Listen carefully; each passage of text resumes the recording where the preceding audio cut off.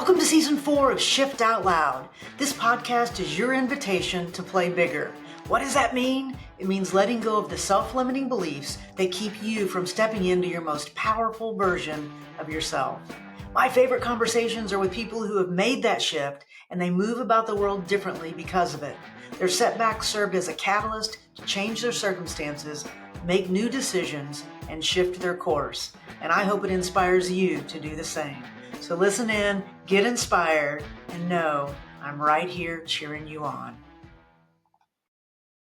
Hey there, my name is Tracy Spears, speaker, author, advocate, and head cheerleader for anyone wanting to play bigger. This week, I'm super excited to introduce you to Jennifer Alton. Jennifer is a dynamic leader in the medical device industry. We met recently at a conference, and I knew that I had to have her on the podcast. She's the director of surgical marketing at Alcon Canada and has a remarkable 15-year focus in ophthalmology. Her journey is nothing short of inspiring, as you're about to hear. In 2018, she took a bold step to further her expertise by earning a global executive MBA in healthcare and life sciences from the prestigious Rotman School of Management. Jennifer is known for her boundless passion, relentless innovation, and her unique ability to inspire those around her. I can attest to that. She firmly believes that the key to achievement lies in embracing the philosophy that good is good enough today, rather than striving for unattainable perfection. We're going to talk about all of that. So join us as we dive into her incredible career, her innovative mindset, her impactful leadership style, and just wherever else this conversation is going to take us. So Jennifer, welcome to the podcast. Great. Thank you. I'm excited to be here. I'm so glad you are here, but let's just tell the audience actually where you are. You jumped on here in this beautiful turtleneck sweater because you are where? So I am actually at a ski resort. So this week in Ontario, where I live, is the school break for kids in sort of elementary school. And so my family is out skiing. I choose not to ski. I am very capable of skiing, but we do these sort of family vacations all the time. And at some point in time, I decided that I was no longer going to be terrified of the downhill skiing. I just chose as a adult human that it was my prerogative to no longer be subjecting myself to that terror, and I decided to no longer ski. I'm happy to hang out in the chalet, hang out with my dog, do the après ski. I après ski very well, but yeah. What is that? What does that even mean? Après ski? Après Yes. ski is the best part, Tracy. If you I don't don't even ski, know. you need to après ski. It's where you just you kind of get to hang out in the ski outfits, and you just have, a nice glass of wine or another kind of beverage, and you just hang out by the fires, and you get to enjoy all the things that all the skiers do, but just it's the after party of the ski day. Okay, now, so listen, I share with you this idea. I think skiing is overrated, and I have been exactly one time. I crashed during ski school. I went over the side and hit a tree, my head back just in time, but it caused a lot of other pain, as you can imagine from the visual. And I thought, I'll never do it again, but you're describing something that perhaps I need to rethink. So nice. Yeah. Nice. So you live in Canada. So is this like just a normal, you just run over for the weekend somewhere and ski? Is that how that goes? Yeah, in Ontario where I live, we don't have mountains. We call them mountains, but they're more like bumps or hills. So the skiing is not particularly great, but it is a short drive. It's about an hour drive from where we live, so it's easy to get to. Our family does go on more extravagant ski vacations to the West Coast or the East Coast or that kind of thing, but for just a tiny little getaway break, it's an easy place to get to, and there's a lot more people in winter boots walking around the village than there is actually on the hills. Well, listen, you're now I'm inspired to go, and I want to jump in. I'm super excited to have you on. As you, I know, hopefully you've listened to a few of the episodes to know and we talked a little bit about the premise of this. These are those moments where it's called shift out loud because something happens, it changes your trajectory in some way, something you hear or something that comes in your path kind of changes something. So I want to hear all about the shifts. But kind of take us back a little bit before I jump into some of the questions I have. Have you always lived in Canada? I have, yeah. I've grown up in sort of central Canada, in Ontario, not in Toronto specifically, but I have grown up around Toronto all my life in very small town. I think we probably share that in common. I actually would spend my summers in a trailer park. And so hearing your TED Talk, it sort of inspired me and reminded me of things that I grew up with. But I did grow up around Toronto in small towns and then went to university. And then since university, I met my husband at university. And then since then, we've always lived in Toronto. So that's been 30 years that now I've lived in the big city. So That's I nice. consider myself from Toronto now. So, well, so as you know, I've traveled all over the world and all the things. I've never been to Canada. Isn't You that? need to come. It's I so know. nice. I know. You like whispered in my ear something about coming in July or something. So like Yes. I'm just saying that's in the back of my mind. If that were to work out, so I need to check that off the list. So you kind of got us up through what's the first shift if you were to think about before we talk about your TED Talk, which is what I'm super excited to talk to you about today. But what do you remember being the first shift for you?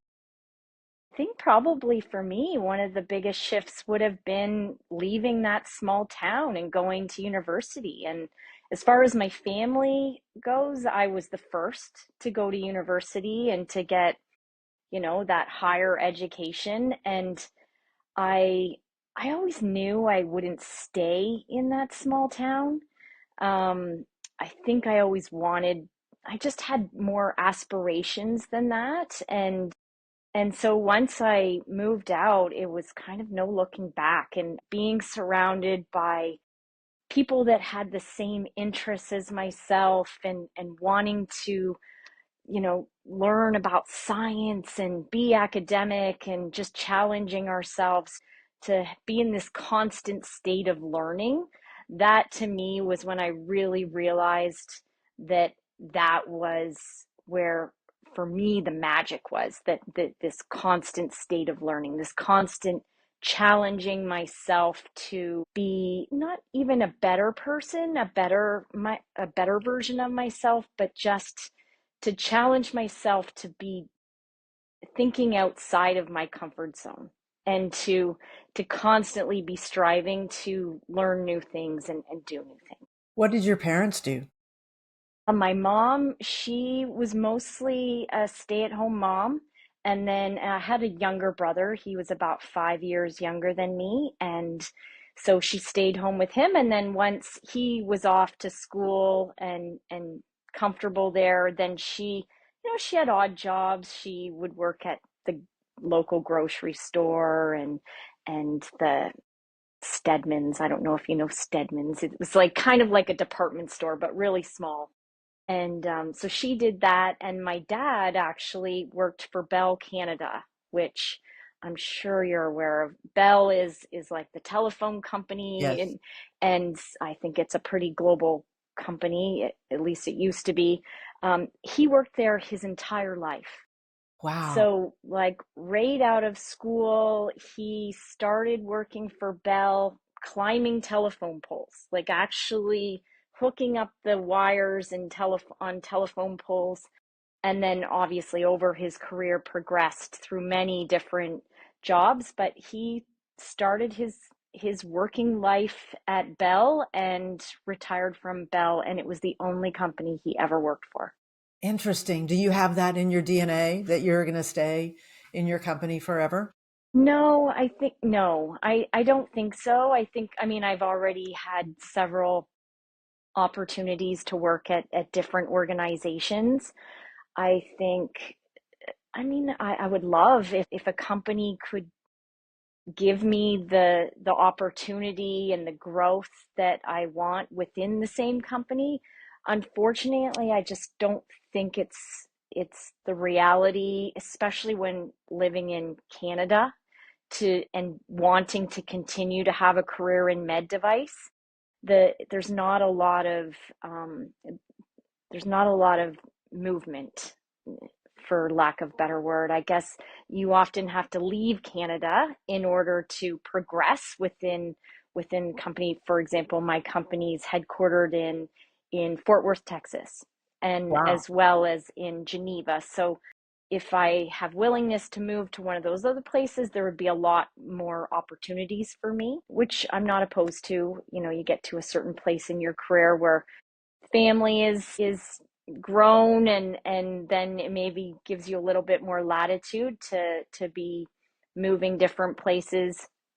I've always found it very interesting. I've always had colleagues in the US, and it seems like they have this boundless amount of opportunity for movement, even within the same organization, but they don't they don't have the same kind of considerations. I don't know what it is. Maybe it's Canadians are more conservative or something like that, but we just don't have the willingness to pick up and move to another province or pick up and move to another state or that kind of thing. And I wish I did. I wish I was like more of a risk taker like that. And I Yeah. think that that's something I need to work on, being That's more risk taking in my ability to just pick up and leave everything and go try something new. Well, I'm not that person either, right? I'm like you. So I'm born and raised in Tulsa, Oklahoma, and still live here. But I get what I need from all of the travel. But there was a moment where, when I was in corporate America, that, I could move to Indianapolis. I think it was Indianapolis. There were like 3 or 4 cities. And I was like, no, I mean, I'm not moving. Can I just do it from here? So I get what you're saying, though. I think there is an appetite because I know a lot of people that move often for their careers. So, all right, I get it. I want to jump in then and talk about, and we'll bring the audience back in. So you keep saying medical devices. So let's at least crystallize what that is, because afterwards I'm going to get a lot of emails. Goes, what did you never asked her exactly what she did? So let's talk a little bit about that. Yeah, so most of my career, I've been in different parts of the medical device world. As you said in my intro, for the last 15 plus years, I've been in ophthalmology. Ophthalmologists, eye physicians, eye surgeons. So, really, the focus of our organization and what I do is eye surgery.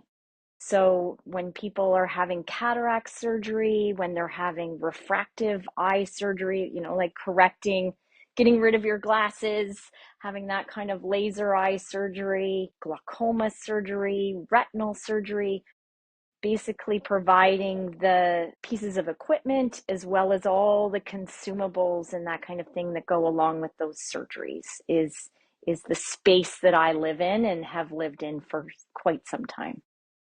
And so you and I met at a conference. We were there together, and you mentioned. So I'm going to shift you into the TED Talk. If you are you ready to do that, or is there another shift Yes. you wanted to talk No, about no, before no. we get there? No, that's perfect. Okay. Well, your shift that we're talking about now shifted me, and so let's tell everybody a little bit about that. So let's talk about your. I mean, I'll let you kind of take it from the beginning, how it even came up, and what is the title of your talk, which is super good, and then we'll unpack that a little bit. Yeah, sure. So, as you mentioned, we were at a conference in Geneva, actually, and it was a women leadership conference. And I was, we're sort of taking this time to introduce ourselves to the group, and I'm surrounded by all these like really amazing women, and the way they were describing themselves was as perfectionists. And I thought, well, that's interesting. Like, let's talk about that more. And really, what my concern was I had had that experience with my own team. And so, as they're describing themselves as perfectionists, I started to realize, I started to tell them how I didn't think that that was a good thing. That like I thought from a productivity and creativity and really a culture perspective that by being a perfectionist and putting that pressure on your team or the people that are around you, it can really hinder their ability, even sometimes paralyze their ability to meet deadlines, to feel like they can sometimes even start work. And so I talked to this great group of women about it, and then I came away from that meeting and I was thinking, maybe the message and the encouragement that I had been giving my team about not being perfectionist. You can't really tell somebody to not be perfectionist, right? Like, so I had to figure out with my team how we were going to work differently so that they could start to feel productive and start to meet deadlines. Because the reality is, in business, we don't have the luxury of not finishing work or not getting something launched or not getting something handed in. And so, coming away from that conference, I realized that maybe more people needed to hear my message. And so that was the sort of impetus That's for the TED interesting. Talk.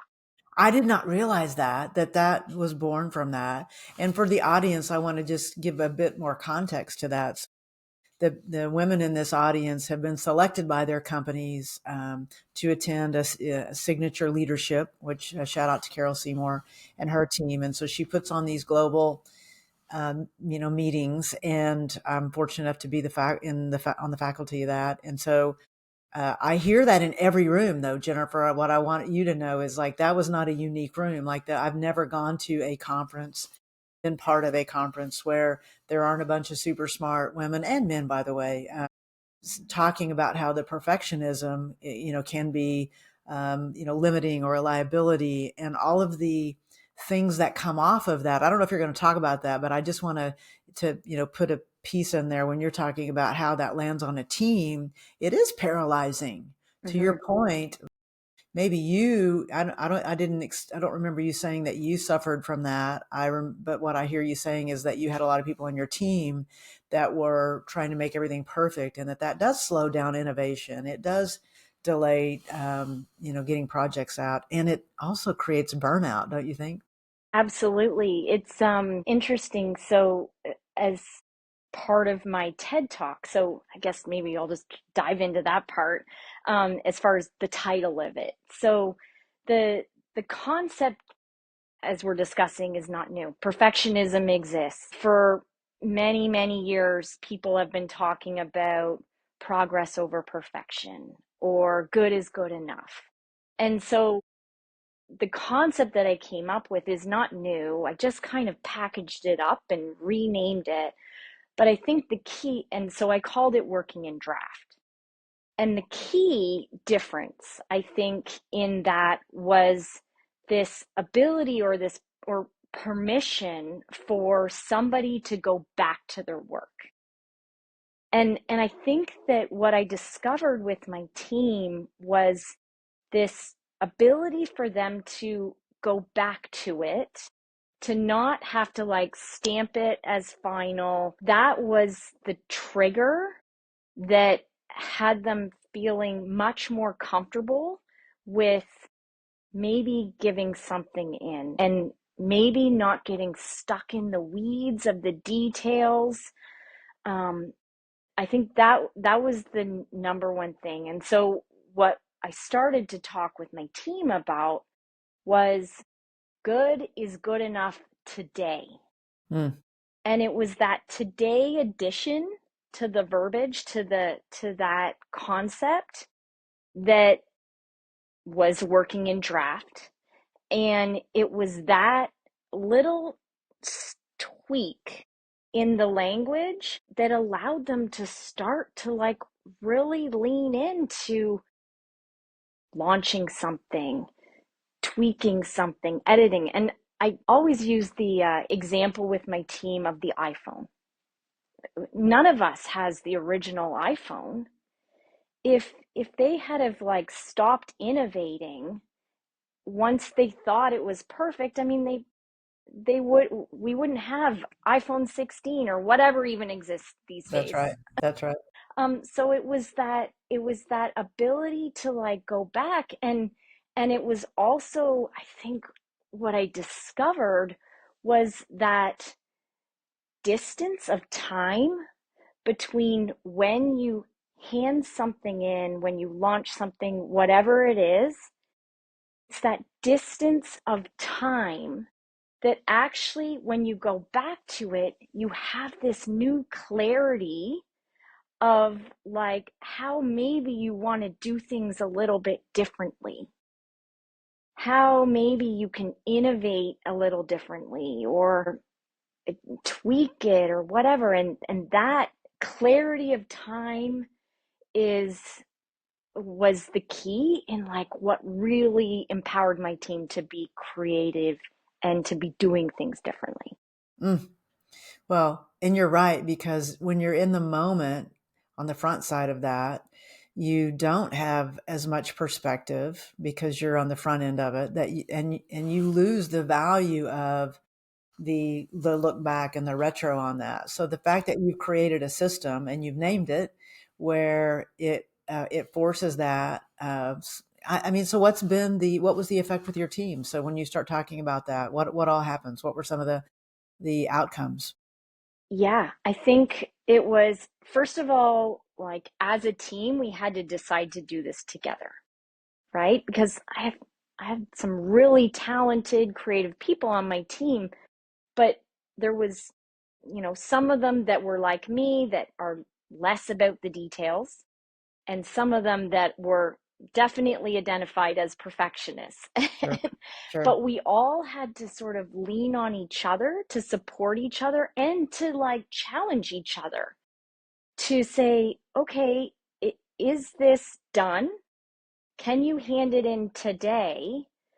Um, or does it need more work? And I think that what we discovered as a team that was really important was, and this is, I just want to say this is really an important aspect, is that it's not lower standards or mediocre work. Like that is, nothing about this is about having not doing good work, because sometimes I think people associate that with progress over perfection or good is good enough, and it's not about that at all. We still have very high standards for the things that we're doing. I think so what the team had to do was they had to work together, they had to encourage each other to sort of embrace this. We implemented a way of breaking down tasks so that instead of something feeling so large and unattainable, we broke it down into like smaller tasks, Nice. that so that we could be achieving smaller things but also sort of celebrating and acknowledging those milestones along the way. And then also, the as I said, the embracing the iteration. So, really leaning into going back to edit. Good is good enough today, but let's go back and edit. And then I think the third thing was about asking for feedback. And what I've learned, and what I think is really important for a leader, is to not, I like to call it, don't be a solution monster.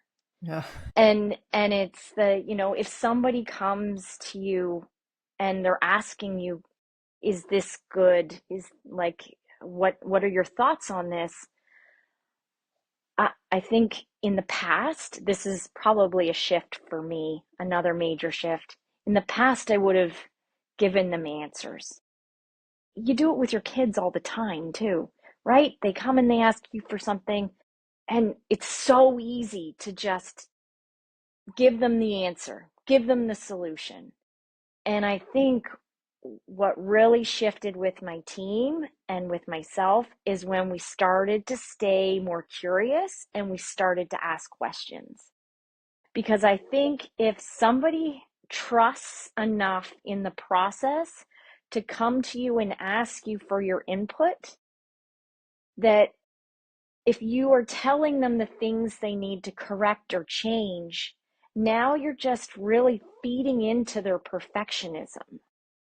And so by asking them questions, That's why interesting. this, where this, whatever it is, by Yeah. asking them questions, now they actually have the responsibility to determine if it's good enough, but also it forces them to also stay a bit more curious in the process.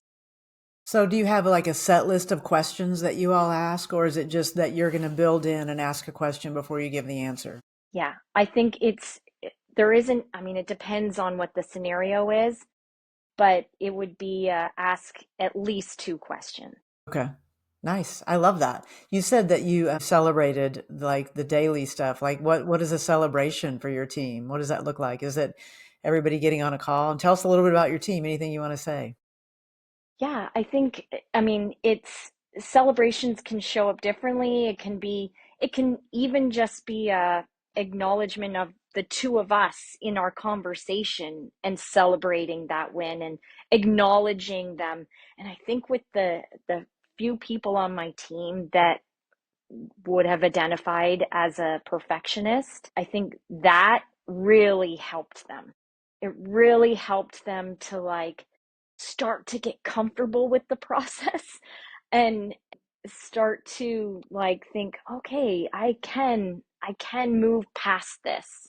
I have the support of my team and I can move past this and I can start to maybe show up a little bit differently or challenge myself to like show up a little bit differently or to get out of my comfort zone or and really take the risk that take comes with them actually giving something up, whereas in the past they wouldn't have done that.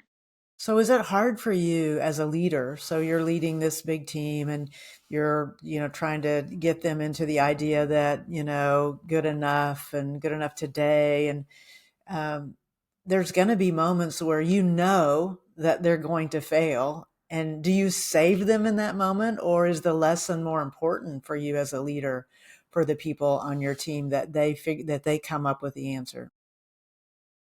For me, it's let them fail. Nice. I I grew up most of my life in sales, and I was a very successful sales rep. I believe that. And then I became a sales leader. And it took me time to realize that I couldn't go into that role as a super sales rep. That's right. That I had to, even if I knew walking into that meeting and observing the person that I was meant there to lead, observing them, even if I knew I had the answer and I could like close the deal with a sentence or two, I had to have it be a teachable moment. That's And so hard. it's so hard when like your salary and your livelihood depends on them doing the deal. That's right. That's a really hard place to get to, but it's so important. It's like the number one advice that I give somebody who is moving from being a rep into being a sales leader is you need to let them fail so that then it becomes that teachable moment when you've come out of the room and you debrief and and then next time they might have a different way of doing things and you can teach them in that um, scenario or in that respect as opposed to doing it for them in the rooms.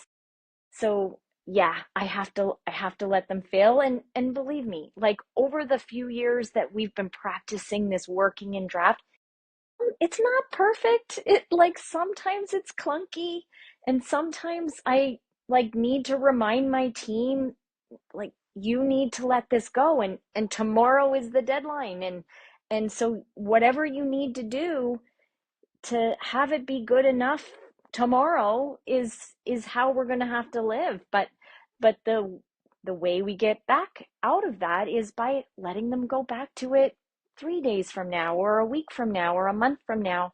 And that is the important thing. But yeah, no, Yeah. let them fail.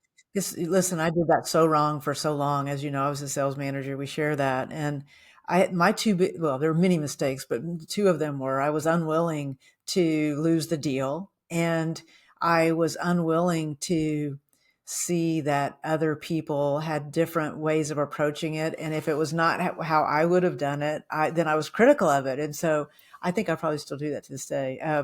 But that's hard. It's hard to go, wait a minute, so sometimes you have to go slow to go fast, right? Like I've got to slow this down and that's how they learn. But it is hard. It is hard to do that. And yet I was in this conversation recently with somebody who is in sales, and she's like, no, I'm not going to lose the deal. And I was like, I know, I mean, like some deals, no matter what, you're going to save the deal. But I think there's a little bit of discernment. But it's certainly hard for sure. And when I think about just a bunch of people that I have interacted with like whether they're trying to create a business plan or a goal setting or accomplish something, the enormity of some of those is so big. If you marry that with a little perfectionism, that's what leads to procrastination, right? And yeah, and so that's where you get paralyzed. And so what's your advice? So let's get super specific. If somebody, let's say they aren't leading a team and they're not trying to get their team to work in drafts, what does that look like? I'm on my own. Let's say I'm sitting somewhere right now and I am a perfectionist. What's your advice for me? I think it would be the three things that we've really embraced with my team. One would be the embracing iteration, understanding that the growth that comes through doing something and then going back to it is is really important. The celebrating the small wins, so breaking a bigger task into smaller chunks so that you can see progress as you're going, as opposed to some goal being really far off in the distance. And so you like are acknowledging it along the way.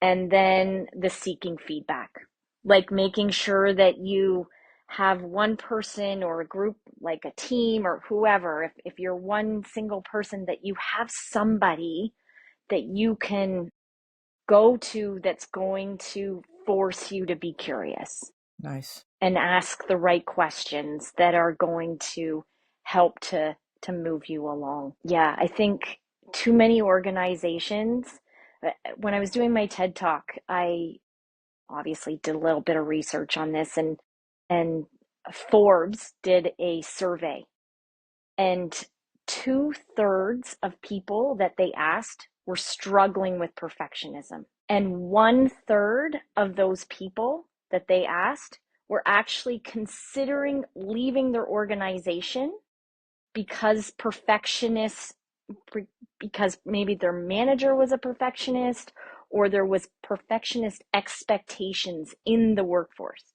Can you imagine? That's crazy. Can you imagine the loss of productivity, creativity, like how terrible that is for culture? If you have that much turnover, or even potential turnover, or even people just considering it, if if perfectionism exists. I can, and let me double down on that. Like when somebody is a perfectionist, well-intentioned people that are trying to work with them know that there's zero chance they're going to get, that's great, or that's good enough, or let's go with that. They're going to get feedback, they're going to get criticism. And I watch this in my coaching where, a leader will take all these very enthusiastic, well-intentioned people, and all of a sudden they're not leaning in, they're leaning back. And they're even saying things behind that leader's back, like, well, it doesn't matter what you do, she's going to redo it anyway. Yeah. And I do think that a lot of people do end up leaving organizations. They end up leaving leaders. They don't leave the company, as we know. They always leave the leader. because that pathway to success is probably so narrow. And I also know, or it is the insecurity of the leader that will put a lid on their people too. Do you want to talk a little bit about that? Do you know where I'm headed there? No, keep going. Well, so if I don't want you to do it better than I am doing it, right, then I could stifle you at some point. I mean, I'm in those conversations often where the person, not that they know more than that than the person that, but that the perception is if they are, um, that they'll take their job, or which you and I know that if you need to have people that are better at you, that's what actually makes you look good as a leader, right? So speak about that. What do you think? Yeah, I think I completely agree. And for me, the greatest gift I get as a leader is seeing somebody on my team succeed. And you never want to lose good people off of your team, but for me, if we can continue to keep them in the organization and they're moving, they're developing into a stronger leader themselves, that is the most rewarding thing. That's right. Yeah. That's what great leaders, that is the mark of a great leader. They develop leaders, right? Oh, that's fun. That's fun. So tell me about the TED process. So were you, like for me, it was something I'd always wanted to do and feared it terribly. And I look back on it now, and it was daunting, and it didn't ever get easier. So that was my experience of it. Tell me about your experience of it. Yeah, I think it was me wanting to spread the message about working in draft that really gave me the push to lean into TED. I think what did I learn in the process was I had no idea that as a TED speaker that you're doing it unprompted.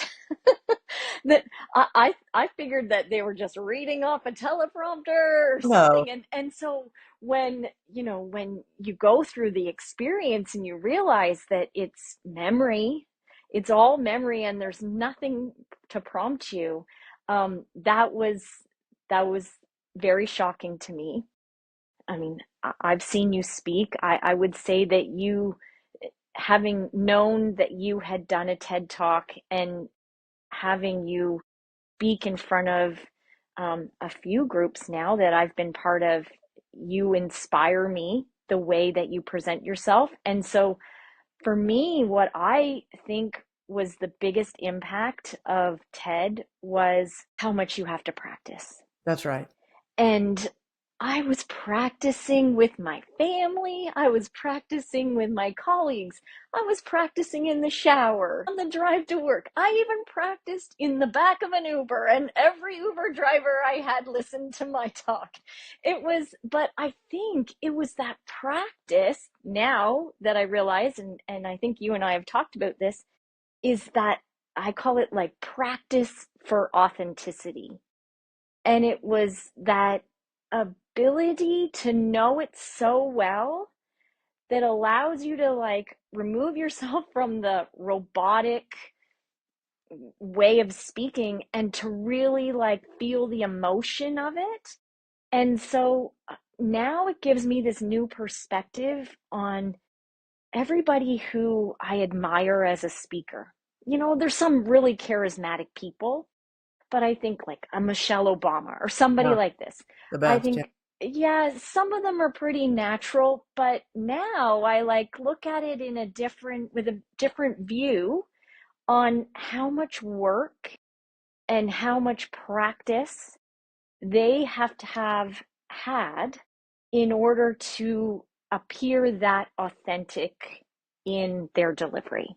That is so true, because you want to make it look like you just, oh yeah, oh, and then, but the number of hours that go into that. I love that we're talking about this.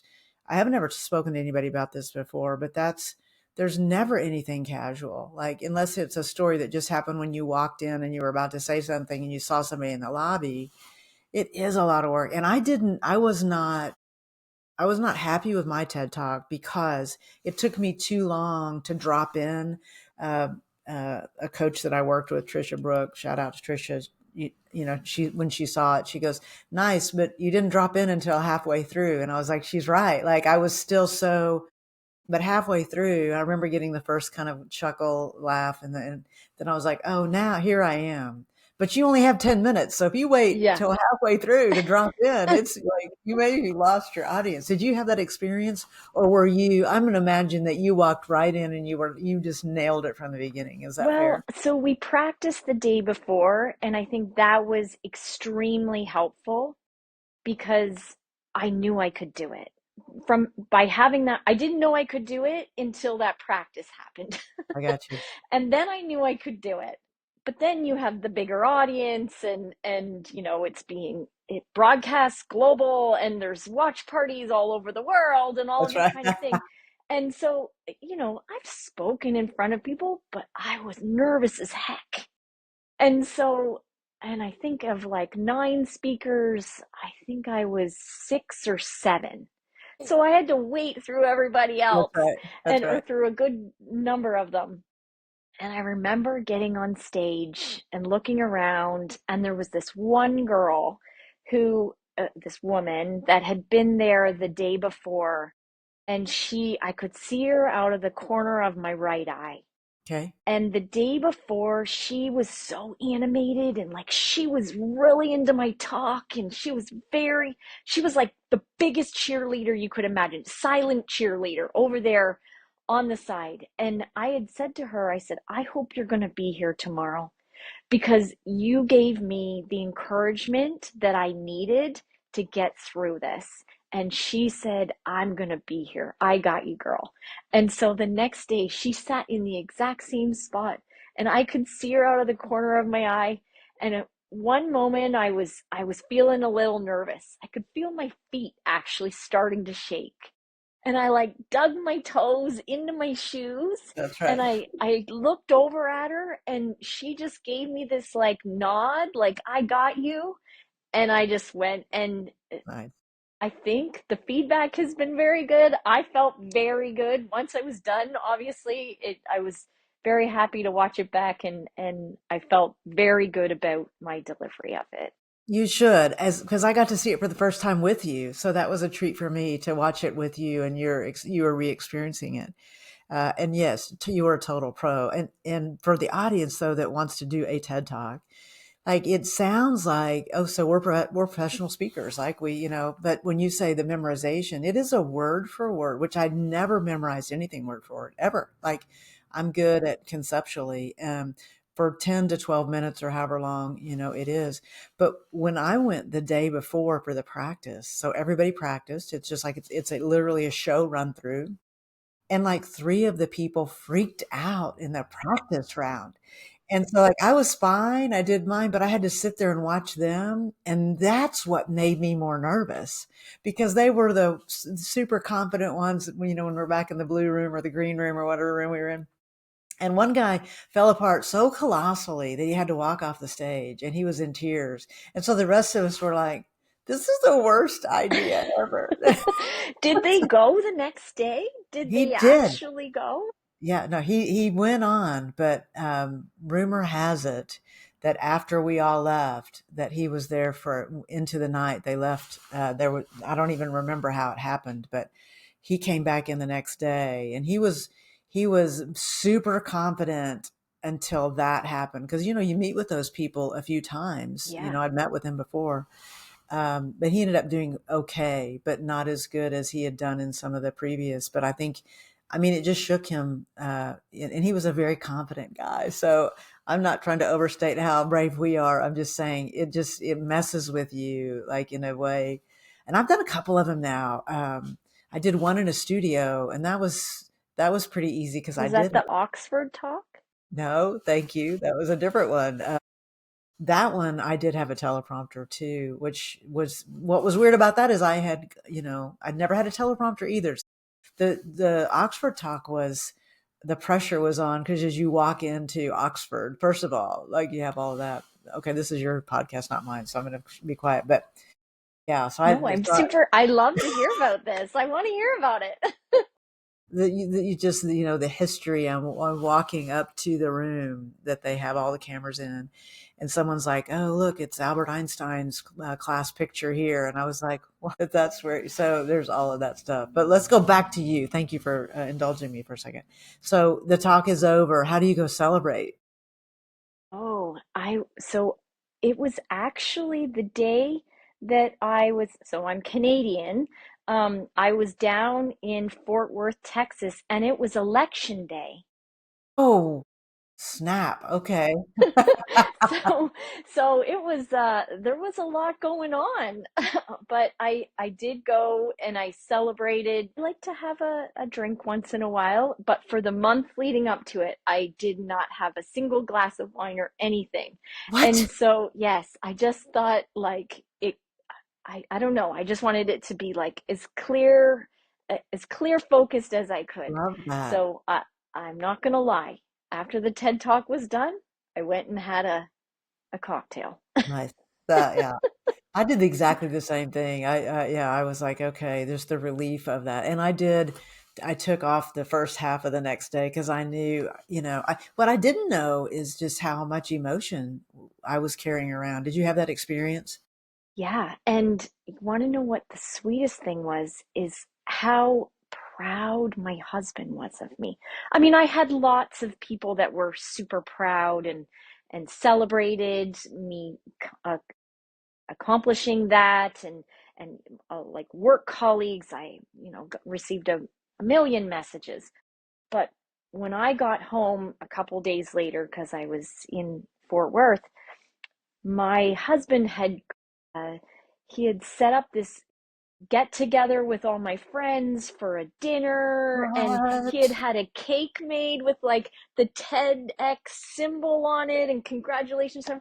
He was so proud, and he did a little speech about me and stuff, and it was so lovely because I hadn't really realized how, as you're going through it yourself, you're very, I would say I was very self-absorbed in that because really nobody could do anything for me. I had a coach, but it was all about me, and it was about me showing up and me memorizing and me practicing and all of those kinds of things. But what I hadn't realized was how much my family had been listening on the sidelines through the 2 months leading up to it. They had like listened quietly and silently on the sidelines to me practicing over and over and over and over again. So they could have probably recited it too. For They'd sure. memorized it so much, but it was this super proud moment for them as well to have, your teenage boys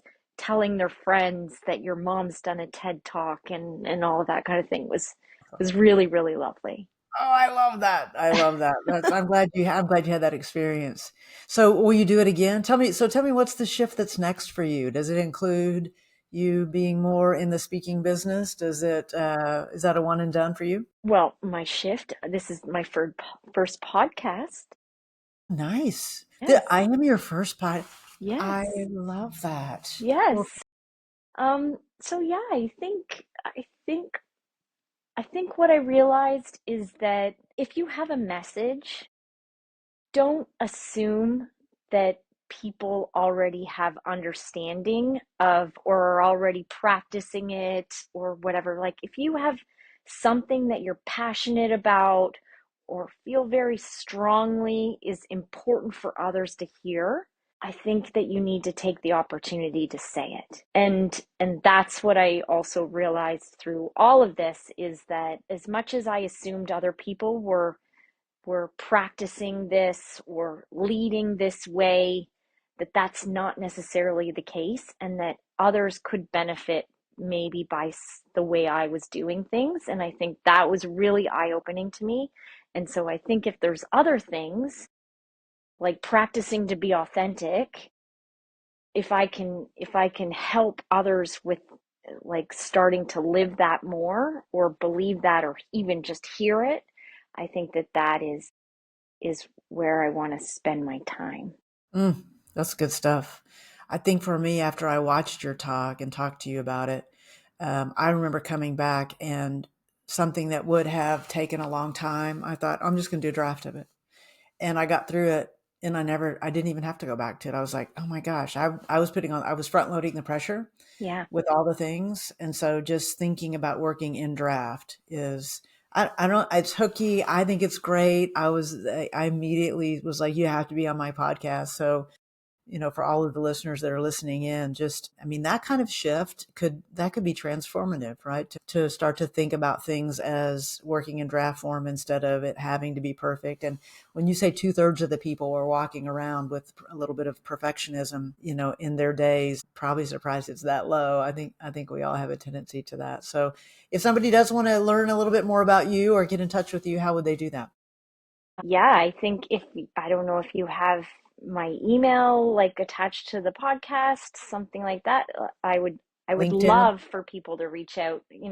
I think during the TED process, that's also what I've really appreciated is just random people that have learned from my talk. They've reached out to say, I saw this and I thought about you because it's what you were talking about, or I started to work this way differently because of what I heard you say. And so it's like probably at least once or twice a week now I'm getting people that I don't know really reach out to me to say, this is how you changed the way I'm working. And so that's really exciting for me because then it shows me that it's having impact and that it's really just a helpful message. I know they can find you on LinkedIn. We will put it in Yes, the show notes as well. But listen, I'm glad to be your first podcast. You nailed it. Well done, friend. And I just appreciate the friendship that's developing, and I just appreciate the trust. So thank you for all the things. And I know thank there's more to you. come. So, This has all been a very exciting, really, really fun. I love this. So right. thank you for including me. You're very welcome. And I'll let you get back to the non-skiing ski trip that you're on. Yeah, it's après ski time. That's Bye. That's a wrap for this episode of Shift Out Loud. A big thank you to our guest, Jennifer Alton. Be sure to connect with her on LinkedIn. We'll have the link in our show notes. If you found this episode valuable, be sure to subscribe and share. Thank you for listening, and we'll catch you next time on Shift Out Loud.